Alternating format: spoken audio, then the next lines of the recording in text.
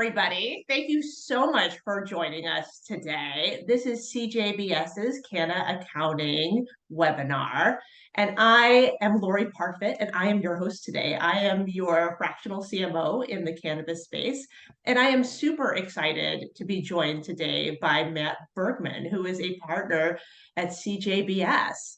So we will be talking today about navigating the murky waters of cannabis tax season, as well as some of those key areas in cannabis tax accounting that our audience needs to know about. So with that, I'll have Matt introduce himself. Matt? Thanks, Laurie. It's a pleasure to be here. My name is Matt Bergman. I'm a partner at CJBS. I have been here for over 25 years.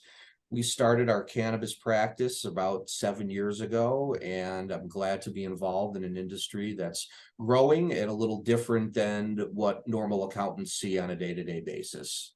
So happy to be here and happy to give some advice.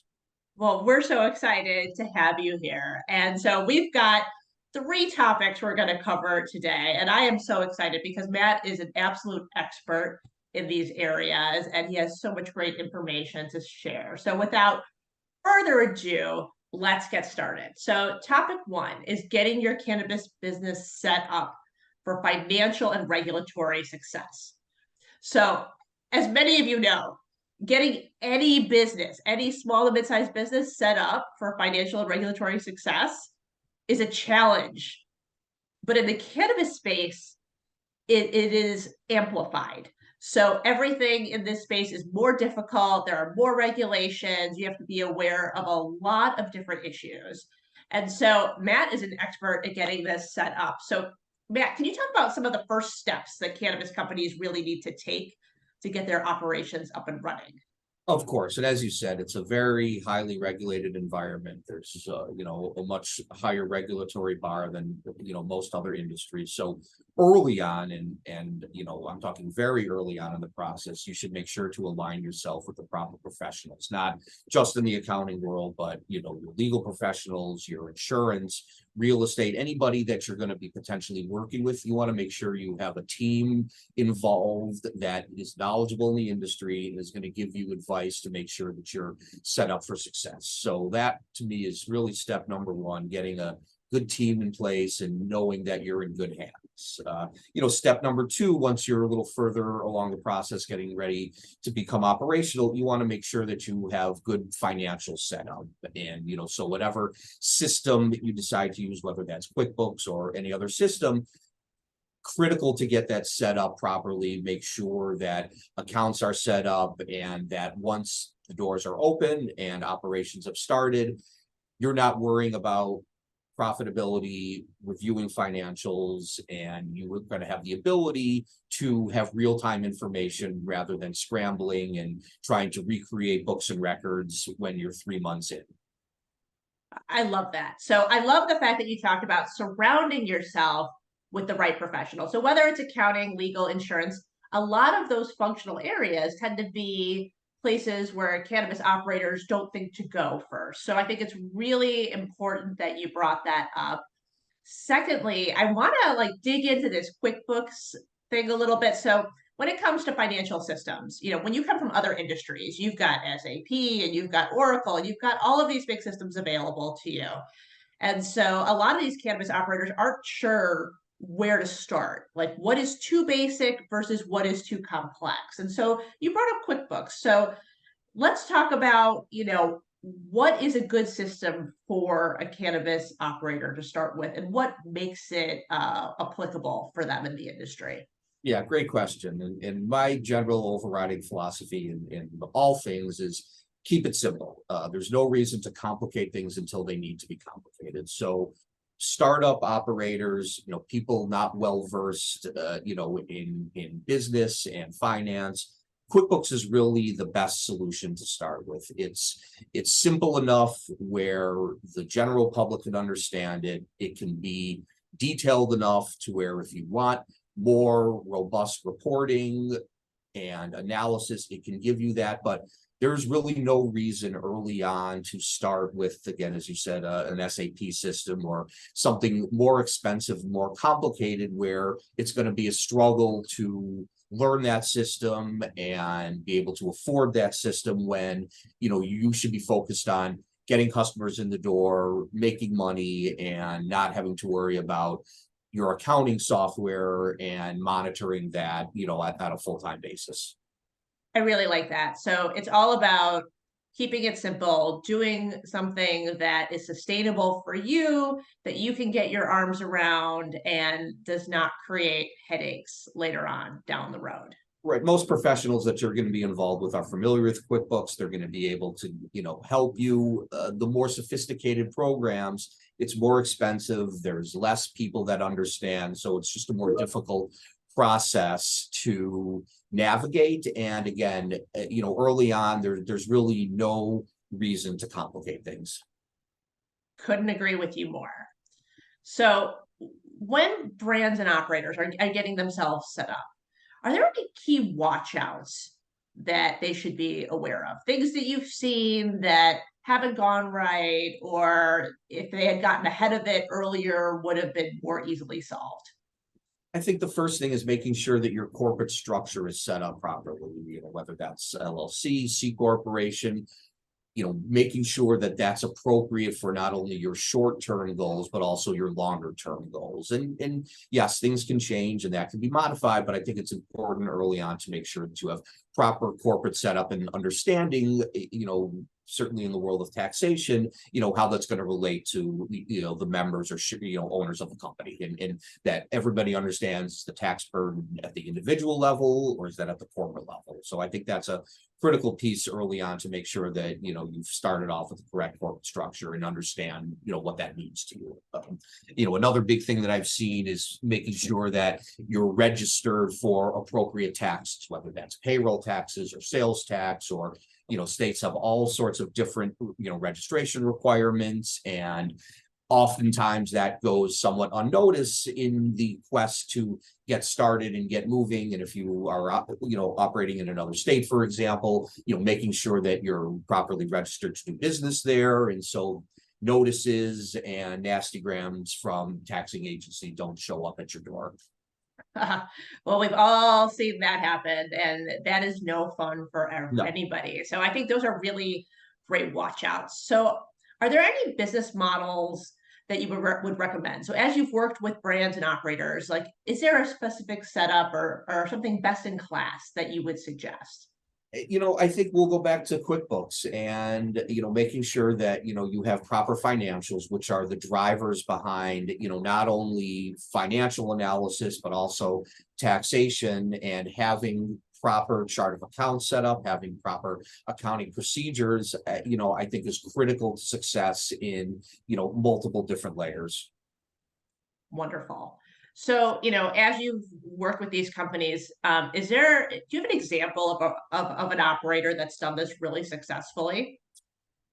The first cannabis client that I was involved with, they started out, with a couple licenses in Illinois, and, it was an industry where there wasn't a lot of guidance, and it was kind of the Wild West where, people were, trying to get up and running and understanding the laws and the rules. And, it was a very interesting time, and they were able to overcome all of those, nascent company issues and get themselves structured properly, get themselves set up with appropriate staffing and labor to make sure that they can run the business. And that allowed them to, go from 3 stores to, a couple years later, being sold to one of the biggest companies in the country. And, I think that's a testament to their ability to navigate, a brand new industry and become successful there.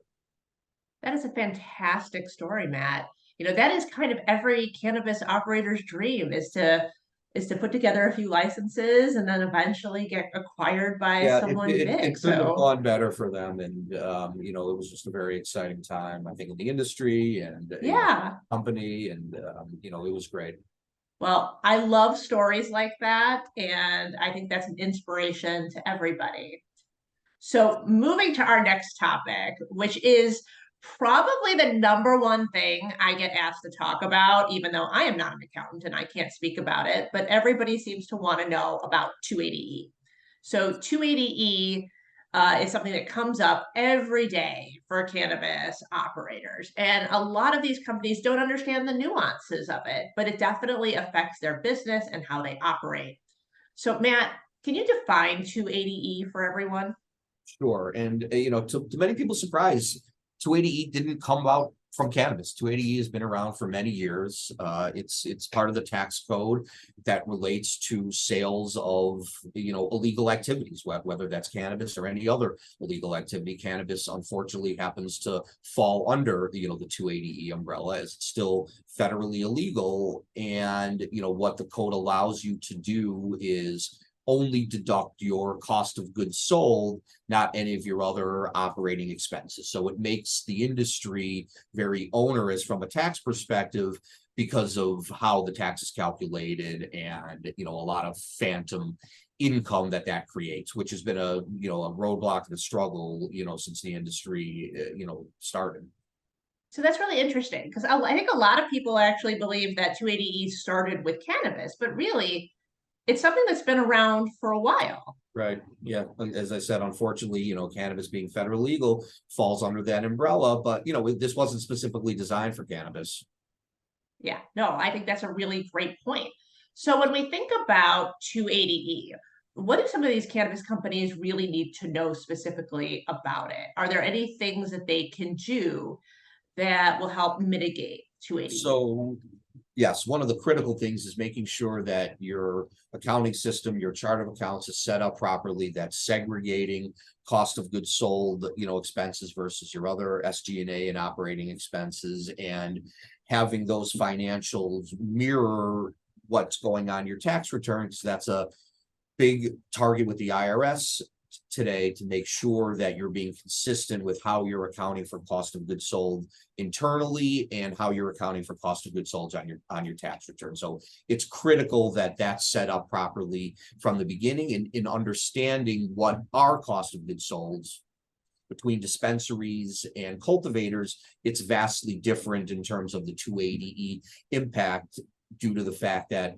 dispensaries don't have a lot of cost of goods sold versus cultivators, where a majority of the expenses are within production of the plant, which allows them to be deducted for cost of goods sold. Okay, so when we talk about cultivation and manufacturing, a lot of that human capital cost, most of it, in fact, can be applied to 280, can be deducted. Yeah, When it comes to, sorry, go ahead. labor is a critical component for 280E, and there's again a big difference between cultivators and dispensaries. But for dispensary owners, it's critical that they are able to track the human capital on the inventory management side of things. So how long does it take your back room employee to get cannabis from the truck to the vault or to the shelf, and tracking that time and making sure that you're able to document everybody's job function, their salaries, how long it's taking them in inventory management function, which will allow you to classify those as cost of goods sold and be able to maximize some deductions, where in a normal dispensary environment, most of the costs are going to unfortunately end up being non-deductible because of 280E. So it's critical that you track your inventory management function, have documentation for that, and be able to segregate those costs from from normal labor costs. Interesting. So from the cultivation manufacturing side, it's much simpler. But from the dispensary side, that's where they really get hit with 280E. And so being able to track human capital expenses in regard to things that have to do with the product, in terms of inventory management, in terms of getting the product off the truck. Have you seen any great examples of how someone's been able to record this? I think it goes back to documentation and management of time, and being able to show that this particular employee is taking, this these particular hours to do this, so that you're able to track that, so that if it was ever looked at by the IRS, you have documentation to show these are all my employees that are in the inventory management function. Here are their salaries. Here's the average time it takes them, within that job function, which is where we came up with the amounts that we're deducting for cost of goods sold labor purposes. I love that. I think that's really important for people to know. And I think a lot of So, smaller operators don't understand at the beginning the importance of yeah. doing that, which is natural. They're trying to get their store open, they're trying to get customers in the door, and those types of things generally are not high on their list of things to deal with, but it's a critical part of their business operation. Oh, I would agree. And it's something that when you think about your profitability at the end of the year, you want to make sure you're accounting for those things, because it could make a huge difference in whether you are break even or profitable at all. Yeah, And because of 280E and how onerous it is for tax purposes, you really need to make sure that you're maximizing your deductions, the best you can. I couldn't agree with you more. So, one of the things I love about CJBS, and everybody I talk to at CJBS, is that you really look for creative ways creative solutions for difficult issues. And you always talk about kind of operating within the gray. And as we know in cannabis, there is some black and white, but most of cannabis is very gray. And so, can you provide an example of a creative solution that you employed for a client that was successful? Yeah, in the vertically integrated environment, where you have dispensaries and where you have cultivators, there are shared expenses, and you really want to make sure that you're reviewing those expenses and making sure that any ability to classify those expenses as part of the cost of goods sold function versus your operating expenses, you're able to document. That's one area that I think goes somewhat unnoticed. They assume that, if John Smith, has this job function, that's all he does. But I think it behooves everybody in the industry to understand that when people wear multiple hats, it's okay to be able to allocate those costs, amongst different areas. And it's critical to avoid 280E, that if there's any part of the job function that you could reasonably allocate to the cost of goods sold function, that gets documented and that gets, recorded. I think that's really important for everybody to hear. And I think that's a great example to provide. So we are getting towards the end of our session today, but our topic 3, which I definitely want to hit on, is tax time. So I always say, and everybody laughs at me when I say this, is that it's either the holidays or it's tax season. And we just finished up the holidays, and look, we're back in tax season. And so, do you have any successful tips for cannabis companies when completing their tax return this year? Yeah, and again, not to rehash what I've said before, but I think it's critical to make sure that your accounting, whether that's a financial statement, trial balance, whatever you're doing internally, your cost of goods sold is set up correctly. All appropriate costs are allocated there, so that when it comes time for taxes, you're going to be able to mirror what's gone on from your financials, bring that over to this tax side, maximize your 280E deductions, and have a successful filing season. I think that's great for everybody to hear. So, are there any key changes to the tax code that people should know about this year? Unfortunately not. We're still in an environment where there hasn't been many changes. 280E, unfortunately, is still around. So there hasn't been that magic potion out there that's going to allow operators to, deduct expenses like normal business. I know everybody's waiting for that, but we're not. Yes, we are. Not quite there yet, unfortunately. Oh, well, we can all dare to dream. Yeah. So, if you could leave the audience with one thing that you would want them to remember, what would it be? Documentation is key. Document. Whatever positions you're taking, whatever allocations you're making, how you're dealing with your labor costs, just make sure you have documentation, so that if ever looked at, and this is an industry that gets more scrutiny than most, you have a leg to stand on, and you have documentation that you can present contemporaneously when asked, that this is the due diligence, this is where we got all this information. should be very easy to see why we came up with these numbers, and that goes a long way. I think that's very important. And I think that's really been the theme of what we've talked about today, is really make sure you set things up properly, make sure you're documenting, and it makes everything go a lot easier. Yeah, So, Matt, if anybody wanted to reach out to you, if they have any questions, how would they contact you? Email is probably the best way, or phone. Unfortunately, I'm not going anywhere for the next couple of months, so I will be around for questions, and I'm always happy to help. Wonderful. Matt, can you give our audience your email address? msb@cjbs.com, and the phone is 847-580-5448. Thank you so much, Matt. Thanks, Laurie. I really loved our conversation today. Yeah, I'm And always thank you happy to all help. for joining us. I'm Laurie Parfitt with LKP Impact Consulting, and we will see you next time. Have a great day.